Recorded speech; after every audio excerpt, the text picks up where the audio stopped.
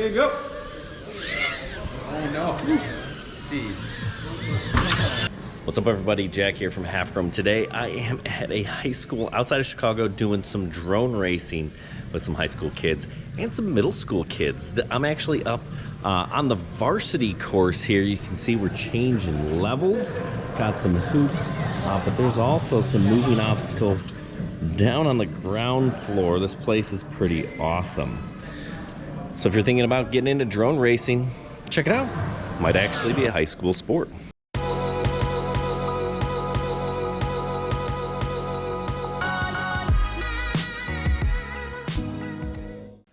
All right, so this is me on the course. Yes, I get to fly as well with the kids. They are much better than I am in a lot of cases, but you can kind of see some of these obstacles. This one here is moving. I'm chasing those circles as they're spinning around. We've got an LED rope light kind of illuminating the path. The New Trier students here designed this course and built a lot of these obstacles as well. There are a lot of different ways to get into flying FPV whoops here like this, you know, high school clubs. There are Facebook groups for old guys like me that kind of race on the weekend.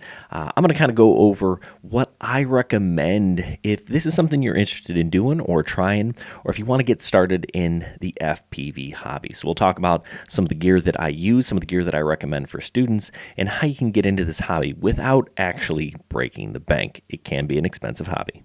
All right, when I say drone racing, I'm talking about racing something like this. This is often called a tiny whoop. This is a 65 millimeter ducted quadcopter, and it's a whole lot safer than something like this. This is a 5-inch, now not a racer, but a freestyle quad. But these things are super powerful and super fast, lots of fun, but not great for beginners. I think tiny whoops are an excellent place to start for most people, and especially for kids. Now, I run a high school drone club. I actually teach a high school drone class. I am a high school teacher. This is not my full-time job, making videos for YouTube. That's just a hobby of mine. I love doing it, loads of fun. I also love flying. So do kids. So our drone club goes to other schools and competes in races. Now we're flying tiny whoops. Under the goggles, and it's a load of fun. It's a great way for kids to get into it. Now, not only are they flying these drones, but they're learning how to pair them, how to build them, and even building some of these obstacles, right? So there's a whole STEM component involved in drone racing for these kids. So it's not just fun flying, although it is a lot of fun flying.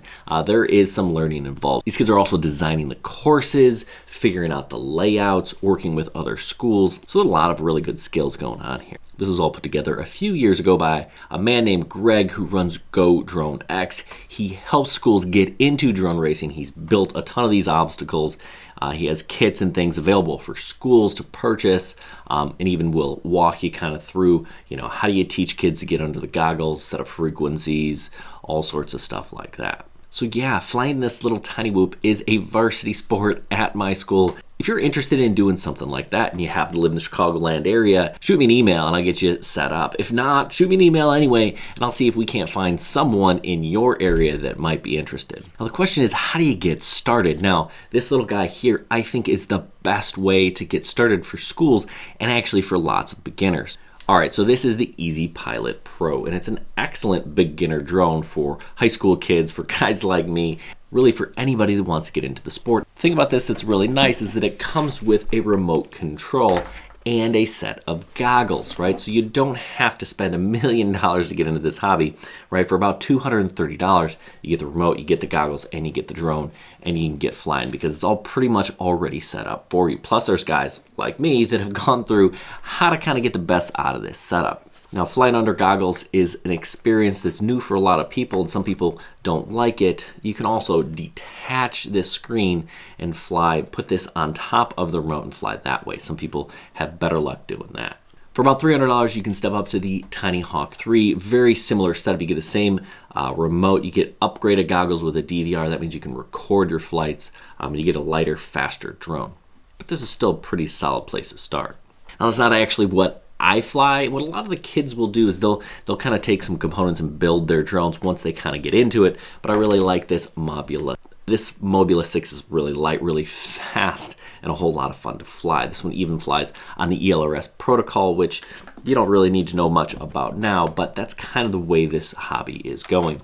I'm a big fan of the Radiomaster Zora remote. For about $100, you get one of these, and it's just going to be a better, more solid remote. You got a good solid screen, really fancy gimbals. I've upgraded mine, but a good gamepad style remote. Lots of people like this, the Radiomaster TX16. There are a whole bunch of different versions of this radio, but a really solid full-size radio. If you like something bigger for your hands, something that's got a little bit of heft to it, you can even add modules in the back so you can fly different protocols. Now, goggles are a tricky spot. I fly with these. These are Sky Zone OLED goggles. They're expensive, right? So you're going to spend $300, $400, $500, $600 on goggles in some cases.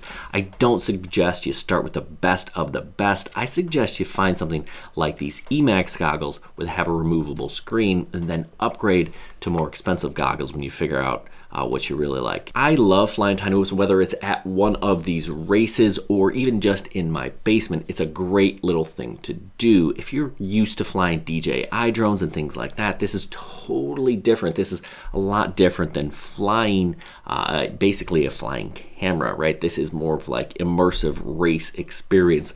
Totally different.